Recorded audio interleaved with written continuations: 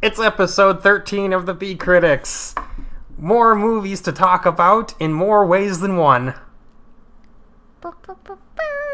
Exactly. Thank you, smaller, quieter trumpet, for punctuating the fact that it's the most exciting time of the week for 3 people, myself included. We have films that are new.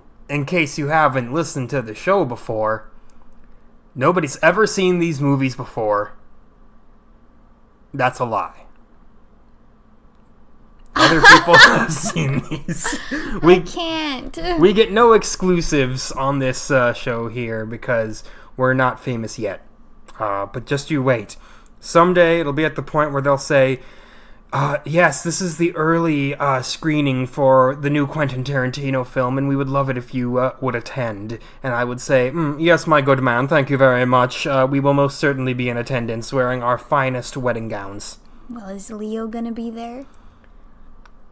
You know, there's a chance. Did you just say wedding gowns? Yes, I did. I meant to say evening gowns, but I want an evening gown. I know, me too. I'd look beautiful. You won't take me anywhere where I can wear one. You can wear your evening gown to a nice night at TGI Fridays. No. Be the best dressed person in the room. Oh, yeah, so everyone can stare at me, just what I want. Yeah. It's the best. No. All eyes on you. No. I want to go somewhere fancy. Like, oh, okay, wear your finest evening gown to Fogo de Chao. Do they wear fancy clothes there? I have no idea. I just know that they doubt it. serve you meat on skewers. Then no, you don't wear evening gowns there. Where do you wear evening gowns at? To a gala. A gala? A ball. Ooh. A really, really, really fancy restaurant. Really expensive one. I don't know what the most expensive place in Minneapolis is. I don't either. Well, then we are clearly failures because we can't even name the fanciest joint in Minneapolis, and we are world-famous film critics. So, how are we living our life? We never go to Minneapolis. That's besides the point. We're suburb folk. All right, what's the most expensive fancy place in Maple Grove? The steakhouse. Probably Pittsburgh Blue, yeah. Shout out to Pittsburgh Blue. I've never eaten there, but I'm sure you're delicious. Because I can't afford you yet. Maybe when I'm famous. Yet. Someday, when we've got 27 viewers per episode and we're bringing in Mad Bank. But we are a movie podcast, not a steakhouse podcast. So we must begin with our first movie. By my estimation, definitely on the upper half of all the Netflix movies that we've seen so far, this is Apostle. Don't. What? Apostle. It's pronounced Apostle. No, it isn't. Yes, it is. No, it isn't. Apostle. It's not Apostle. It's Apostle. Hold on, let me bring up Apostle definition. Apostle! Right there! What the right there! Have you always said apostle your whole life? Everybody, yes! Everybody I've ever known has said Apostle. Well, I'm the one who went to the Christian school, so I would know. I went to a Lutheran church all my life, too. Geek! Says the one who went to Christian school. I couldn't go to public school. They'd ruin me. In what way? I would never go back there again. Hold on. I couldn't handle it. Here's a YouTube video that's pronouncing it. Let's see. Stop. It's Apostle. It's Apostle. You don't need to play that video. Stop it. It's not playing anyway. It no. even said the pronunciation.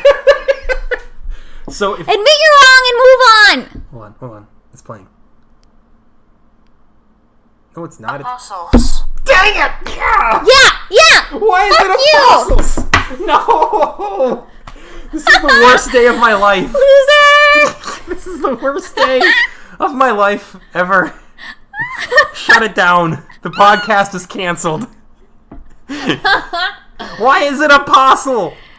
Because that's how you say it. It's too close to a possum. I can't believe you thought it was Yeah, like literally everyone I've ever known has said apostle. Is that a regional difference? Is it just only people No! south of, like, 5 miles south of Canada say it that way? Is Yeah, that it? I guess. What No the one else fuck? says that. It's apostle. No! Every day I learn new things about you. Just take me out back and shoot me. No, I really thought you were being stupid though. Like, you No. always mispronounce words just to be dumb. No, I thought it was actually apostle, but thanks for saying I'm dumb!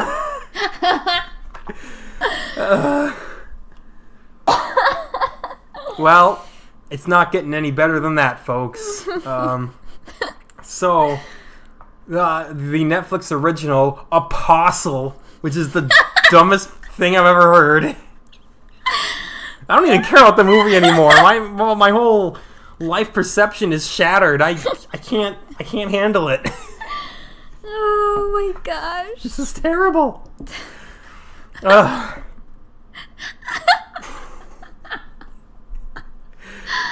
Well, it's a movie with Martin Sheen in it.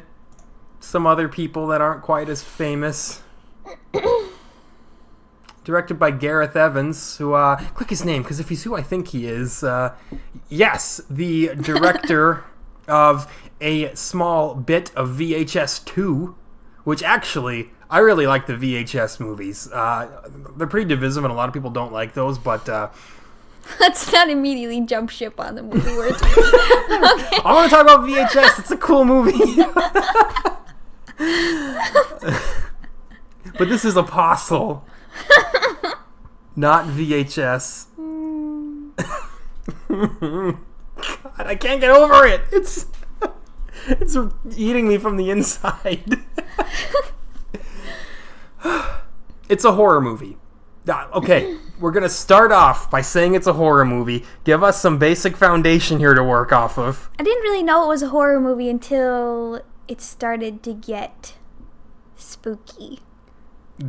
The T being upside down as an upside down cross wasn't a good enough identification? No, I didn't look up anything about it. Oh, I see. I mean, Netflix showed that. You know how little I notice things. It's true. It's true. Unless you're actively seeking it out, you won't see it. Yeah, that's right. That's how I live my life. I find what matters and the rest can go unnoticed. Which gives you a great eye for the finer details in film. Mm-hmm. But yes, it is a horror movie. The general plot outline is that a rich person's daughter has been abducted by this cult, so he sends his son to go find her. Make sure she's alive. 1905. Yes, 1905. So it's the turn of the century. Very low technology, that kind of period era. Even though period era makes no sense because a period piece just refers to any old time period, so I've bungled that one. But there you have it. It's okay. We can move on. Okay. This movie, it is good. I did enjoy it quite a bit. Me too. It scratches a lot of those horror itches that you expect from good old horror movies. It's like, oh, spooky here, there, and all of a sudden, disgusting! You're like, wow, where'd that come from? The one kind of ballsy thing I would say that it tried was that it tried to both be a cult movie and kind of a creature feature as well. It kind of jumped between the two different feelings and those two kind of atmospheres, and it was a little jarring at first. Wait, what did you just say? I said it kind of jumps in, but man, I'm still thinking about Apostle. dang it! Not Apostle. It's ruined this whole episode. I was thinking about how I was going to tell my mom and sisters to listen to this later. Oh. Okay, yeah. What'd you say? What? I said that the movie kind of jumps between being a cult horror movie, as in all about cults, and kind of more of a supernatural creature feature movie. Oh. When I was not expecting it to be the latter at all. It was sad. Oh, yeah, it's not a particularly happy movie. Lots of people die. Pretty much everyone that you'll grow to be fond of dies. With a couple exceptions. But, yeah. As you'd expect from being a cult, it takes place mostly on an isolated island where these cult members live with their leader, portrayed by Martin Sheen, who, may I say, plays a fabulously wonderful cult leader. He's incredibly charismatic. He gives great speeches throughout the movie. And so that kind of gives you the feeling right there. It's isolated, but still populated, because obviously there are people in this cult, and of course they've just got all these bizarre backwards rules, and I'd call them ancient ways of thinking, but I guess they weren't that out of place in 1905. Still a lot of fairly leftover Puritan standpoints at that point in history. And it just kind of goes from there. It's all about kind of unveiling the secret of what is this cult, what is their deal, because it's not a cult based around like God-fearing Christians, which so many movies jump to. No, it's an actual, we found something out of this world and crazy on this island, and we love it. We're all about it. Give me some more of it. My stomach's growling. Yes, she didn't eat before this episode, so it's only a matter of time until she tells me how we're complete failures and are never getting anywhere. Them's the rules. I'm a bit more happy today, though, than I was last time. That's good. That's good. And this movie also has a lot of torture porn horror too. There's a lot of pretty brutal executions and sequences that really kind of get your whole body just kind of tensing up and cringing. And they take a long time, so you're not really expecting it. Not expecting them to go to that level. Right, like the movie doesn't start off like Saw, where it's like, alright, the movie just started, now here's somebody with their head stuck in a bear trap, or something like that. It takes a little bit of a slow burn. Really, each act of the movie feels like it's an entirely different horror subgenre. Like, the first act of the movie feels like that cult subgenre. The second act feels like your supernatural monster movie, and then the third act of the movie gets into more of your Saw torture gore genre, and it's like it feels completely separate from each other while still being the same story, of course, but it's just kind of a weird shift into trying all three different things, and I have mixed feelings on it, but again, I came out of the movie liking it, so it can't be that bad. I think they did a fine job mixing all three of those. Well, that's just wonderful. I liked it. It was one of the best of our Netflix movies. I think. Let me look back. Probably my favorite. I mean, it definitely wasn't as good as Father of the Year, but we don't need to bring that up again. We do. Every episode we have to bring up that abortion of a movie. Yeah, I think this was my favorite Netflix one. It was a real good one, yeah. Kat, what are you doing sneaking around? That's what she does best. Mm-hmm. Sneaks and creeps. Sneaks and creeps and then neeps. Okay. Yes, more about this movie. Did you say that it was his sister? Yes. Okay. It was his sister. Basically, the cult wanted them to pay a ransom because, turns out, when you've got a very specific set of fairly backwards cultic beliefs, it's very difficult to maintain a society in any real way. So they had to kind of resort to ransoming off a somewhat high-profile individual so that they could get money so that they could simply survive. And I'm not going to go too deep into as to why things go wrong. Like, you may ask, well, why don't they just farm? And that is covered in this movie. But it takes away... I know, you did say that. You asked that in the movie. And then they touched on that later on. But to tell you why that is would take away from the mystique and the mystery going into the movie. But it is covered. It's not a plot hole. They made sure to cover their ass with that one. Man, I'm that boring this time, huh? Jeez, you're like, just shut up. No one cares. No, I didn't say that. I know. But if you're into horror movies, it's a fantastic one. I'm trying to think of more to mention on it, but horror movies are kind of hard to talk about there because they kind of have to be graded on their own separate level from regular movies. Primarily because they hold different standards and different expectations. Like, slasher horror movies, to be a good slasher movie would not make it a good any other type of movie, of course. Which, I mean, I guess you could argue for literally every genre of movie ever. Obviously, comedies have to be graded kind of differently, too. But what's great about this movie is it doesn't put the, typical jump scare traps in there where it's like someone's waiting and waiting and waiting, something's gonna jump out. Instead, it's just like, something's happening and then BAM! Like, something else right in your face. Not like, not like a stupid, boring, regular jump scare, but all of a sudden, like, it's a normal scene and then it's a little bit of misdirection. To this. Yeah. Yeah. Absolutely. That's how you do jump scares.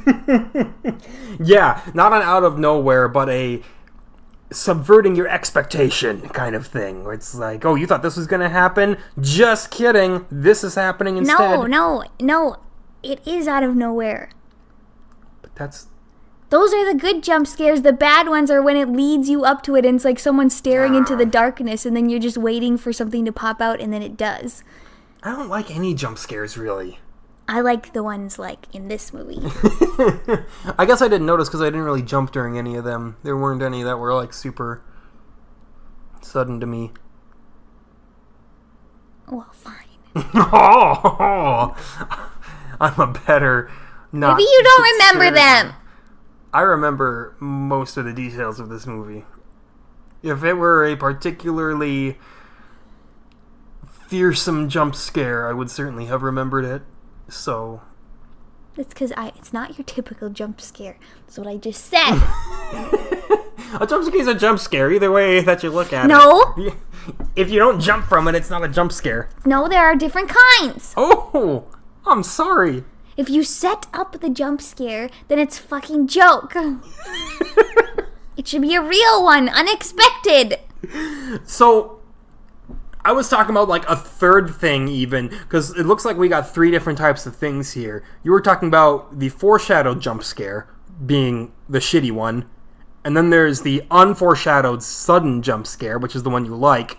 And I was talking about the one thing is happening and you're expecting that thing to happen, but then something entirely different happens, throwing you off, which we can talk about in our third movie this week. Okay. I don't know what you're referring to. I was referring to a third thing, and actually we may not even talk about it here because it's a minor spoiler that I would love for you all to experience yourself, but we'll get to that movie later on. If you've read the title of the episode, you already know what episode I'm talking about. Movie. I always say that. I talk so fast, I say so many words, I just say the wrong word. Mm-hmm. I talk so slow I can barely get any out. So we should combine powers to be two regular speakers. Yeah, that'd be nice. For me. Oh, for you. Yeah. What else do you got to say about... I'm not even going to say the name of the movie. Apostle. Don't do that. A possum. Apostle. Geek. It was really good. It wasn't like a shitty B horror movie, the bad kind.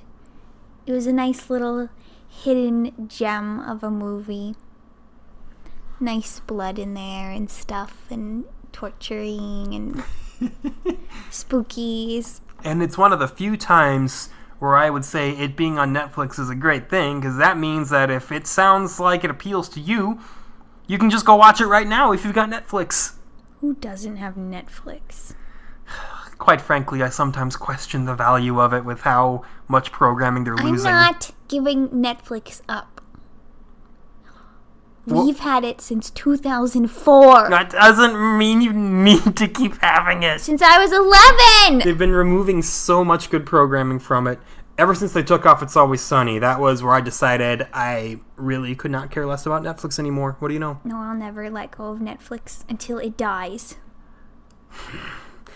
I am of the opinion that a platform is only as good as the content that's on it.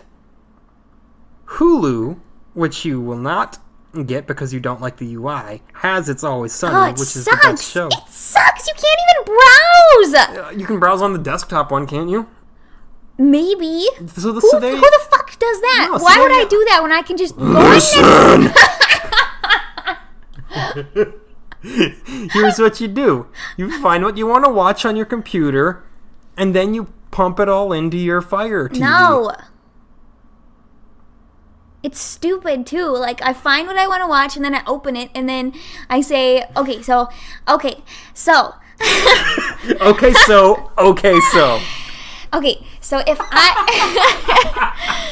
if I use my Amazon stick remote thing, and I say what I want to watch into the thing, and then it pulls it up and it says watch on Netflix. Watch on Hulu. And I say, okay, follow. Watch on Hulu. And then it opens up Hulu and doesn't even bring me to the fucking movie. That sounds like Amazon's problem. No, it's not. Because I do that with Netflix and it brings me straight to the movie. It even plays it. I don't even have to push play. You should send a strongly worded letter to Jeff Wage Cage Bezos. Who's that? The owner of Amazon. I don't have a problem with Amazon. It's with Hulu. It's clear that the Fire TV doesn't interact with Hulu. No, with Hulu. But Hulu does have can't even fucking browse. Shows. It does have a lot of better shows on it, though. Only because they let them out immediately. Right. Whereas Netflix, you could be waiting like 3 years for a new season. Well, you know what? What? I prefer to do that so I can watch the whole series at the same time. So just let me have Netflix and we're not getting Hulu again. So what you're saying is you're always going to be a decade in the past with TV. I'm not getting Hulu until it's fucking easy to use and makes sense. Jeez. What if I buy it and I pay for it? No. Oh! No, you're never going to watch it. How? But I could always do that when you least expect it. No. This episode is brought to you by Hulu. Go to hulu.com for your free subscription. This episode is brought to you by Hulu after I just trashed it for 5 minutes. That's the joke. We're not getting Hulu again. Yeah, because Hulu doesn't have Apostle. See, now even when I say it correctly, you're going to laugh at me. I'll never forget this. Never in my life. I've been wrong today, and I don't like that. I'm never wrong. Yeah. How does it feel? Terrible. Mm-hmm. I don't ever want it to happen again. I want to be right for the rest of my life. Okay, you've been wrong plenty of times before this. Never. Speaking of me being right, our next movie is First Man. Yeah, that is what a does that correct have to do with statement. anything? I am right about that. What are you talking about? I'm segueing into our next movie. Yeah, about being right about what? I'm right in that our next movie is First Man. That statement that I said is a correct, right statement. You can't do this. I did do it. Get on with it. Well, good news. You're all upset with me, but you don't have to be upset because this movie is starring the Goose. I know. I love the Goose. Ryan Gosling, one of the Precious. finest actors of our time, playing opposite Claire Foy. Which way do you mean that? Both ways? What do you mean? Finest. Finest? Both ways. Obviously both ways.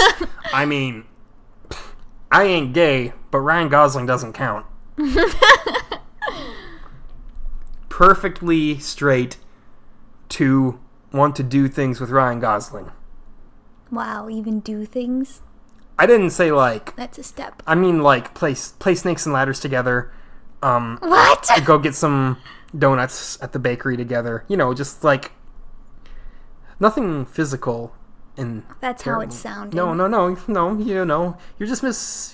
You're misinterpreting me here. You specifically said do things instead of hang out with. So what if I want to hold hands with Ryan Gosling at some point in my life? Well, everyone does. Yeah, see, everyone wants to hold hands with him because he's a beautiful man. Everyone wants to do more than that. And he always seems to play the most robotic characters. He likes them. Whether it's Neil Armstrong in this movie, Kay in Blade Runner, the driver in Drive, he's a robot. No. What? He's... Yes? No, I don't have words like you. But you seem to have some kind of opposition to what I've said. He's a good robot. I mean, when he has to. He's a sad boy. When he has to play a spicy character, he can obviously do that as well. He's an actor with a tremendous amount of range, and it's a good quality to have. Mm-hmm. Sad boy. Range beyond just sad at sometimes, too. I know, but that's the best. Oh, okay, I didn't know. Please forgive me. Okay, keep talking about the movie now. Okay. So, this movie, First Man, despite what you may think, is not about cavemen. It is, in fact, about the first man on the moon, that being Neil Armstrong, the man who will always overshadow Buzz Aldrin.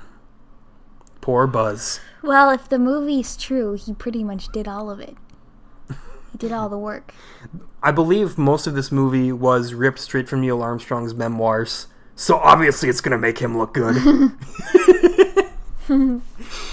No, I mean, obviously, any of those guys on that mission had to be, like, just completely brilliant in every way. We just don't really hear the Buzz Aldrin story. Maybe after Buzz dies, we'll get a biopic about Buzz Aldrin called Second Man or something. I don't think so. Yeah, probably not. Unfortunately for him. Poor Buzz.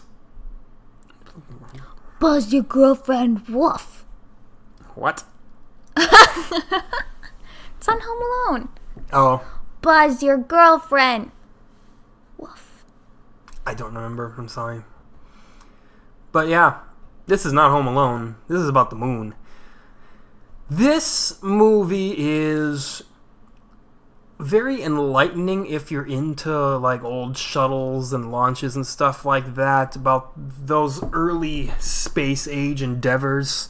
It's got a lot of cool insight into some of the science behind it, what the astronauts had to go through, what their lives were like. They're basically all moved into the same little astronaut neighborhood where they're all neighbors. And yeah, that was funny. Yeah, and because obviously they gotta get to work at the same place, so wherever they lived before, well, you're living here now. So they all became kind of a tight-knit community. BFFs. Exactly. BFFs, but in the life of an astronaut, chances are your BFF's going to be dead next week anyway. Mm-hmm. Lots of people died paving the way to go to the moon, which, obviously, if you know the first thing about any of the history behind the moon landing, you already know that. Lots of different tests gone horribly wrong and people blown up prior to things even taking off and all of that. I didn't know that. Well, hell, that's what we got these movies for. To teach you a little bit about history in a captivating way. Why has no one been to the moon again? I ask myself that every day. Well, primarily because the Cold War is over. We only went to the moon as a manifestation of our own pride as a country. Russia beat us into space with Yuri Gagarin. I think that's his name. I might be pronouncing it slightly wrong. Being in a rocket ship? Exactly, yeah. When was that? Several years prior to the moon. That may have even been like 10, 15 years before. But yeah, the Russians beat us to space, not only by putting the first man into space, but they also got the first satellite orbiting into space. So the Russians were kind of beating us on every front there, which they kind of gloss over in this movie, but not with a lot of huge detail. And as such, good old America was like, we're not gonna let the Ruskies beat us again. We need to make it to the moon. Yeah, but just because someone's already done it doesn't mean nobody else wants to do it, too. So why hasn't anyone else gone? Because it requires a hell of a lot of funding, and currently, NASA gets pretty much all of its funding from the government. And if the government doesn't give a shit about going to the moon, they're not going to fund that kind of project for NASA. But they go out into space. Correct, but that's a much lesser endeavor than going to the moon. The moon is much farther away than just generic space. Plus, Well, what do they do out there? Out in space? Yeah. Why do they go? They go to the International Space Station primarily, which is not just the U.S., but obviously because it's called the International Space Station, so it's run by multiple countries. Hey, what's that? What's that? Yeah. It's a space station, and it's international. So you can get out of the ship? No, the ship takes you to the International Space Station. Yeah, and then you can get out. Then you can get out? Yeah. And It's a place? Spacewalk.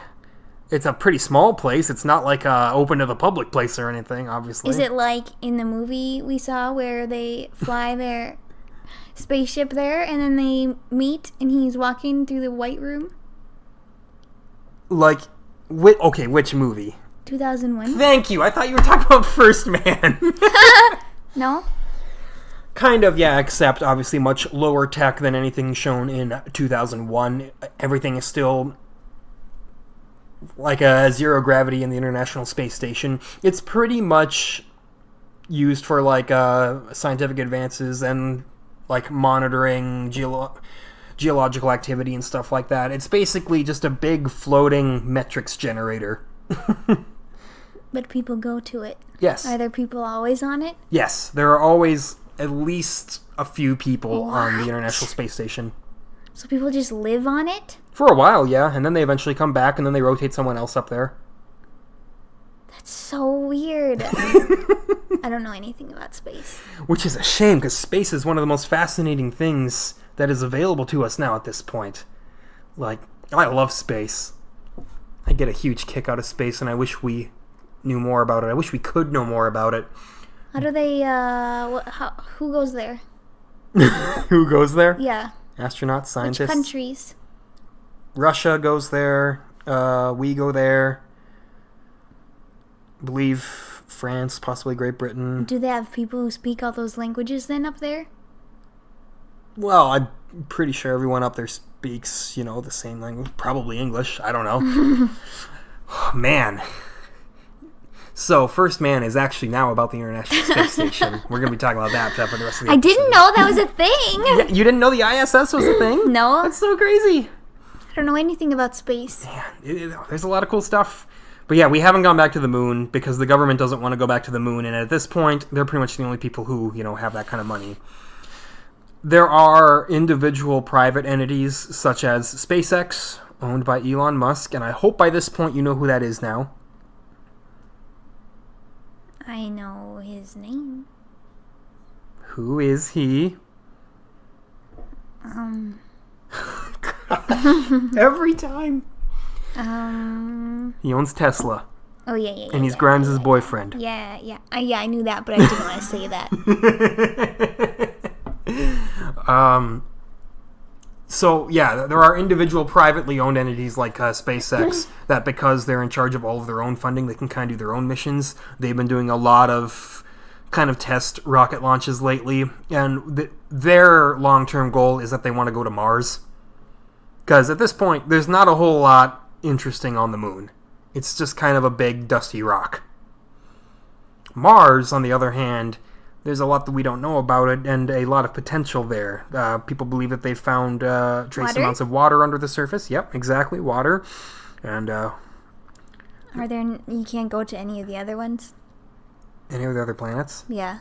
Well, Is Mars the next closest one? yes, and the most tangible one. A number of the planets in our solar system are gas giants.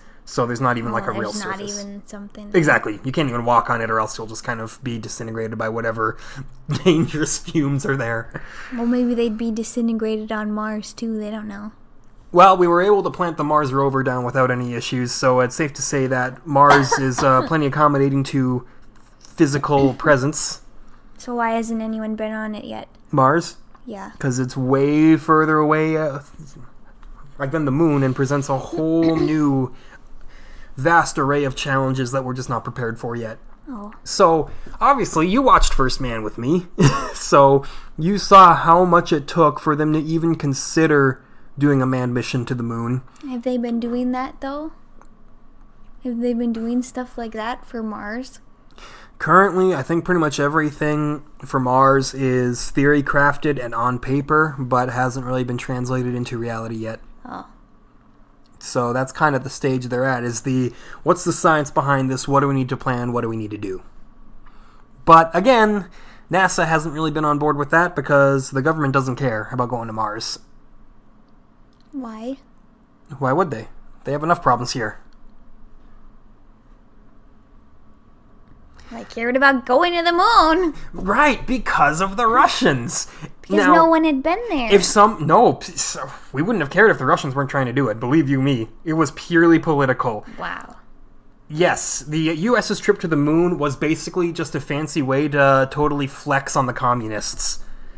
Now, if nowadays China decided that they were going to go to Mars, you can bet your bottom dollar that Trump would be like, we must go to Mars immediately. The evil Chinese are going to beat us there, and we cannot allow that to happen. Send all the rockets. Maybe they are trying. We don't know. Well, if they are, they haven't been very vocal about it. But, yeah, it's purely political. And I've seen a number of criticisms about First Man, about the politics behind it, and this is hilarious because I've seen two separate stances that completely contradict each other. I've seen some people criticize that it's too American and American propaganda, which I say, no shit, America did it. This is purely an American history event. Mm-hmm. This was not a collaboration between us and Brazil and Germany or anything.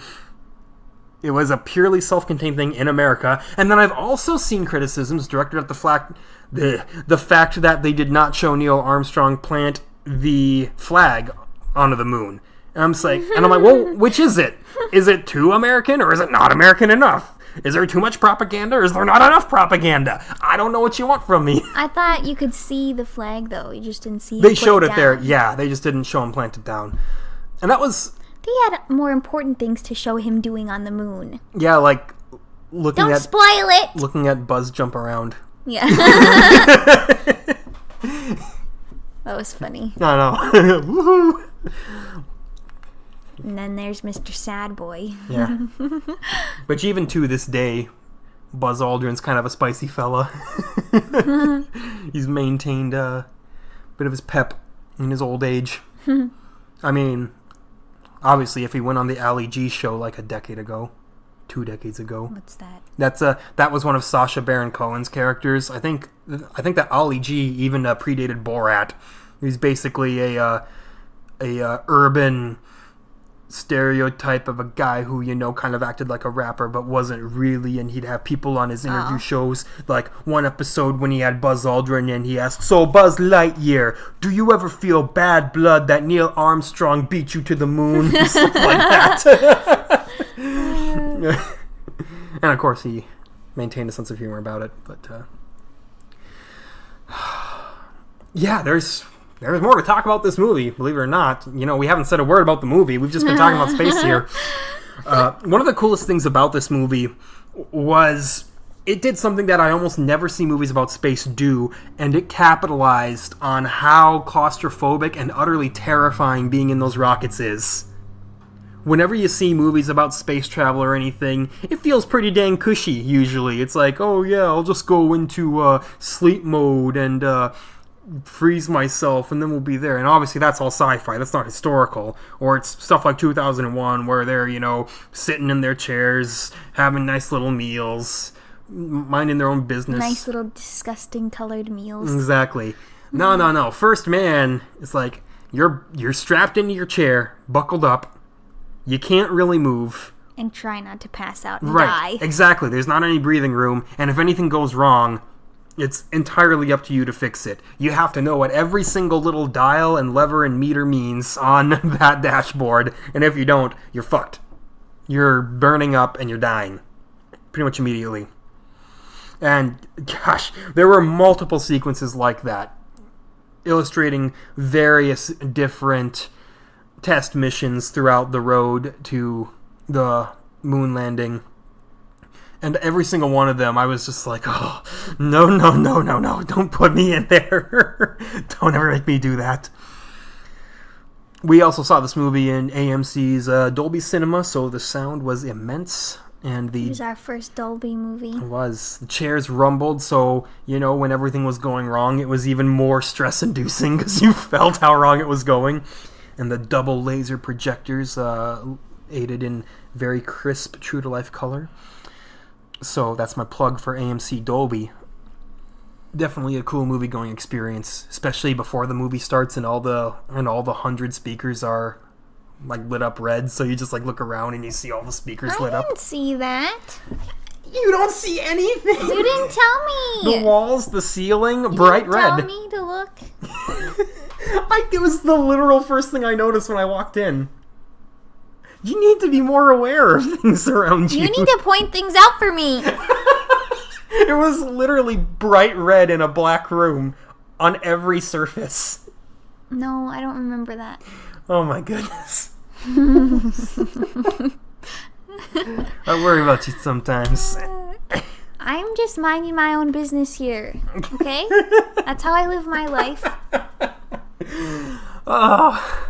I try not to look at other people when I pass them. Fortunately, speakers are not people. That's probably why, though. That's probably why I don't notice things. Because I try to go unnoticed myself, so I don't look around. Well, you better make sure that you look around when we go to France someday. Yeah, I am. You're going to take me there. Paris! Jeez. Anyway. And we're going to live like Ratatouille. I don't want to be a rat. I don't want to live in a sewer. Remy lives in a nice apartment with linguini. Oh, see. He has his own little window to look at the Eiffel Tower. That's going to be me. I'm going to have my own window. So when this episode is posted, leave a comment. Who do you think would win in a fight, Remy or Stuart Little? And then we'll debate about it. No one's talking about Stuart Little. I am right now.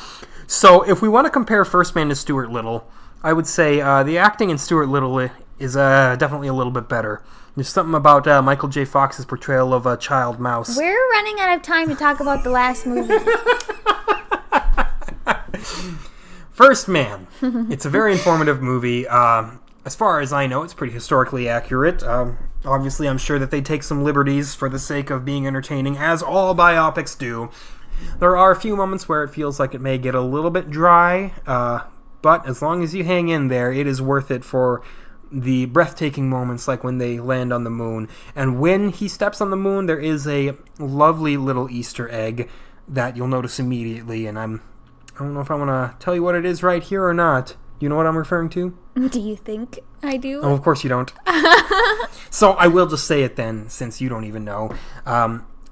When he leaves the lunar lander and then is climbing down the ladder and then going to the moon, they actually switch off from any actors' voices and they play like the original footage. Oh, I didn't notice that. You didn't notice that? Ryan Gosling's voice was peculiarly different? Yeah, I did, but I didn't think anything of it. Yeah, that was the actual... I thought, is that supposed to be him talking? No, okay. Yeah, that was the actual audio of the Neil Armstrong talking to NASA. Oh, okay. So, it's really cool. Really fantastic. Well done stuff. And none of that matters because Goose. Because Goose. Exactly. Goose and... Gosh, I am still a little bit upset that there was not enough Buzz Aldrin, especially since he was played by Corey Stoll, and I actually like Corey Stoll quite a bit. I wish he would have gotten more time in this movie. But, as you said, we are running out of time on this podcast, which is a rare endeavor. Usually we're struggling to find time. So we That's got... because we talked about things that weren't movies. That's true. Which leads us to our third movie. Fresh segue right in here. Are you having a good time listening to this podcast? Well, too bad, because this movie's called Bad Times at the El Royale. Ha ha! No. No! This movie is definitely unique, and it definitely does stuff a little bit differently here. Immediately, just judging from the trailers that I saw for this, whether it was the initial Red Band trailer or the theatrical trailers afterwards, it was really all over the place and immediately piqued my curiosity as I wondered what is going on in this movie. Effectively, it's about several strangers who all find their way to the same run-down has-been hotel on the border of California and Utah called the El Royale, where you may stay in either state, depending on which wing you stay in. Utah? Nevada! California and Utah totally border, you know. Look it. They don't border. Nevada, not Utah. Nevada's more desert, Utah's more Mormon. Wait, where's Utah? Next to Nevada. So it doesn't touch California at all? No. At least I'm pretty sure it doesn't. Let me bring up good old Google Maps here. I think maybe it might. Yeah, I mean, California is so huge and sprawling that it kind of borders with every state. No, it does not border with Utah at all. I didn't think it did. Yeah, because Nevada and Arizona border each other, which cuts Utah off from the party. I noticed something, and you didn't. Is Nevada pronounced apostle? But yes, this movie has a fantastic cast. John Hamm, Chris Hemsworth, Jeff Bridges, a tiny, tiny bit of Nick Offerman, as well as some newer, fresher names. I was talking about the cast, hoping that you'd take the bait and scroll down for me. No. We got Dakota Johnson not being in a 50 Shades movie, so that's going to be wonderful for her career, actually. And a relatively surprising offering from a young Lewis Pullman, who has not been in a whole lot that I've seen, and who apparently everybody assumed was Tom Holland in this movie, because he looked a lot like him in this movie. Exactly like him. Yeah, looked pretty much identical. Could be his identical sibling if he wanted to. Oh, and of course, Cynthia Erivo, who is another major character in this movie. And everybody acted their parts so well. It is a mystery movie. And if there's one thing that I'd like to say about it, it's the mystery is the most intriguing in the first act. And then becomes the best executed in the second act. And then the third act just kind of felt like they had to end the movie. There are several individual mysteries that bring every character to the El Royale. And the individual mysteries, once they kind of get revealed, are not nearly so interesting as to what else is going on, i.e. the character interaction. Once you figure out, oh, what's this that's hid here? You're like, oh, that's it? That's all it is? But, again, the characters are done so well.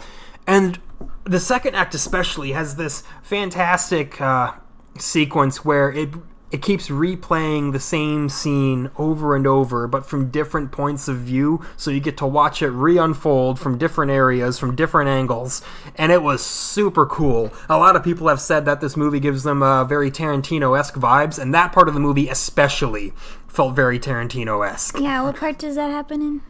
No, not in this movie. In his movies?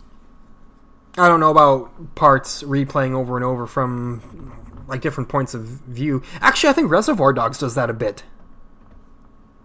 Oh, yeah. Yeah, So. yeah. It's been a while since I've seen it, but yeah, this movie kind of has quite a bit of a Reservoir Dogs feel, because, you know, it's all the same location, bunch of characters that don't know a whole lot about each other, trying to figure out what they're all doing there and what happens next.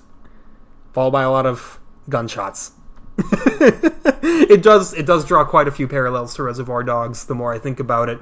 And Reservoir Dogs is a great movie, so that would make this a great movie.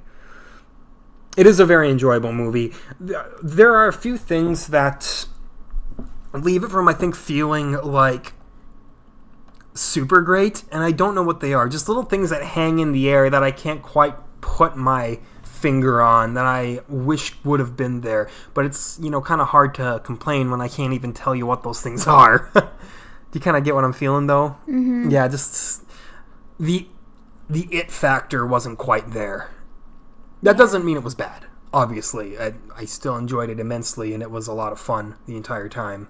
It just wasn't magical. Right. It lacked a certain magic to it. And what I was referring to back when we were talking about the Apostle in terms of jump scares that kind of switch up your expectations, there are multiple scenes in this movie where you think something's going to go down in one way, and then all of a sudden something super impactful immediately happens, and it's not at all what you think was going to happen. You're like, oh, shit, what? Okay. Whew. And you get startled because it's a plot development that you really didn't think was going to happen. Do you know which ones I'm referring to? No. There were a few occurrences of it. I'll tell you which ones after we're done here. Don't want to spoil things for the listeners. Don't spoil. Snape kills Dumbledore. That's not funny. Why is it not funny? You shouldn't joke about that. How it's Snape killing Dumbledore? Not everyone has seen that. Everyone have seen that. No. Gotcha. Gotcha. Not everyone has seen that, Paul. You just ruined someone's life. That's right. If you haven't seen Harry Potter in 2018 and you were just really dying to see it, I'm sorry. Hey, you know what? What? Somebody spoiled the end of Harry Potter for me. The very end of it. Yeah, somebody spoiled Snape Kills Dumbledore for me when the book came out, and I was reading the book. I was at play practice for children's theater, and two of the girls who read super fast were just, out loud talking about it, and they were like, and I can't believe that Snape killed Dumbledore, and I was like, are you kidding me? Come on! I didn't know what reading was at that point, but had I known, I definitely would have. Did you at least say something, or did you just sit there? Oh no, I totally said something. I was like, hey, I haven't read that part yet, and they totally didn't care. They had no sympathy for my slow reading habits. People like that are the worst kind of people. They were actually both quite lovely people, and I enjoyed them both outside of that. So way to just make an assessment based on one character trait. You can't just go spoiling movies and books and everything and just talking out loud when there are people around you that maybe don't know yet. Also, Luke Skywalker is Darth Vader's son. That one's fine to spoil. Also, but you know what? What? You know what? When I was little and I was seeing the prequels, somebody spoiled that Anakin was Darth Vader for me. I didn't know. I didn't know. Here's another spoiler. The Last Jedi is a terrible movie with terrible character development. Okay, what else are we going to say about this movie now? We're going to talk about how much The Last Jedi sucks, because that topic hasn't been buried into the ground by everybody else in the world yet. I don't remember what happens. It's terrible. Okay. I would rather watch Jar Jar Binks shock his tongue on Anakin's pod racer beam than watch The Last Jedi. I don't know what happens in any of those, except I know that the father-son thing is in the 5th movie, right? Correct. That's all I know. Good job. Bad times at the Royale. They are indeed terrible, terrible times. Nobody has a good time here. Everybody's time is terrible because the times are bad. Wow. I know. That's great. Laying you down with the deep introspective monologues here. I'm trying to think of more. That's the thing. It's a movie where there's a lot going on and there's a lot to talk about, but if you talk about it, everyone kind of knows what's going to happen. And I've gotten feedback saying that people don't necessarily like the spoilers, even though I also get the feedback that most people who listen to these episodes have no intention of watching any of these movies. So which is it, you bastards? You worried about the spoilers or not? Yeah, but this movie is a long line of this happens, then this, then this, then this, then this, then this. So you can't really say anything about it. I know, without explaining the entire plot. Yeah. It's like, when this happened because of this and then that. Yeah. But it's definitely unpredictable for the vast majority of it. Things happened that I would not have seen coming. Yeah. I'm amazed you don't know what I'm talking about, but because they were some of the most eye-popping moments of the movie. It was a long movie too, 2 hours and 20 minutes, but it was one of those movies that actually didn't feel long. It could have been longer, and I wouldn't have noticed. So that's a sign that your movie's pretty good when it's long and it doesn't feel like it's dragging. Yeah. And that might just be the nature of the, several different characters learning how they all came to be where they are and all that. That just kind of makes the time fly quicker than, say, if it were to be a movie about two people talking in a room together for 2.5 hours. It's like, all right, I'm tired of these guys. Give me someone else. Yeah. Also, separate note, the poster for this movie sucks. Yeah, it's one of those, here's all the characters in different poses and looking in vaguely different directions. And they're all different sizes. Yeah. This movie poster, it may as well be a Marvel movie. Because let's face it, every Marvel movie has these posters. You don't need to have everyone on the cover. I could have just done this little bottom part. That would have been great. Of her walking down the Yep. parking lot. Good movie, though. Lots of fun moments. This is it. It is a fun-feeling movie, too. Despite being a mystery thriller, it doesn't ever feel like it takes itself super seriously. It feels like it was just made with the intention of sitting down and enjoying. It's not super deep. It kind of holds your hand with all of the mysteries, so it's not a Eureka, what an insane plot twist. It's just oh yeah, this is unfolding and it's kind of fun. Yeah. Which, sometimes that's all you want. Sometimes you want something that's a little bit more serious, but not too serious. Yeah, it doesn't confuse you. Right. So it strikes a nice balance, which is good for the average audience, because, that's what the average audience wants, is something that they can easily digest, but not too easily. They're not looking for, like, Transformers 3 easy to digest. Never saw it. It's widely agreed upon that pretty much all the Transformers except the first one are really, really bad. We'll have to marathon them sometime. It'll be a lot of fun. LaBeouf! And Mark Wahlberg doing Goodyear ads. Yeah, that happens. Okay. There's a fantastic scene in, I don't remember if it's like Transformers 4 or 5 or whatever, where I believe it's a Bud Light truck crashes. Yeah, I was just going to say, is that the one with the beer? Yeah, exactly. Yeah, where Mark Wahlberg picks up one of the beers, Yeah. label facing the camera, cracks it open, and then the Goodyear tire sign is in the background in focus. It's like one of the most shameless scenes I've ever seen. Funny. It's hilarious. You gotta watch Transformers with the expectation that you're about to watch something terrible, because then it just becomes fun. But anyway, yeah, this was actually a good episode in terms of each of the movies being good. All these movies were of definitely acceptable quality. None of them were bad. This was not a mile 22 week. This, speaking of Mark Wahlberg, all the movies were good, and they were all long. Every single movie on this list was over 2 hours long. Oh, I didn't notice. Yeah. Apostle, 2 hours and 10 minutes. Bad Times. Apostle. I'm not going to be able to kick it now. I'm sorry. Yeah, First Man, 2 hours, 21 minutes. Bad Times, 2 hours, 21 minutes. Wow, look at that. Mm-hmm. That means we put extra time into the episode this week. Yeah, so I hope you all appreciate what we do for you. Because, we totally don't get anything out of this. We don't get the enjoyment of getting to watch new movies all the time. That's totally not. Got anything else to say about the movies? Or this week in general? It was a good week. Nice. I like long movies. You heard it here, folks. This was a good week. So, to give you a little bit of a teaser into next week, I'm going to give you the headliner for next week. Oh. She stabbed me. Cat stabbing people.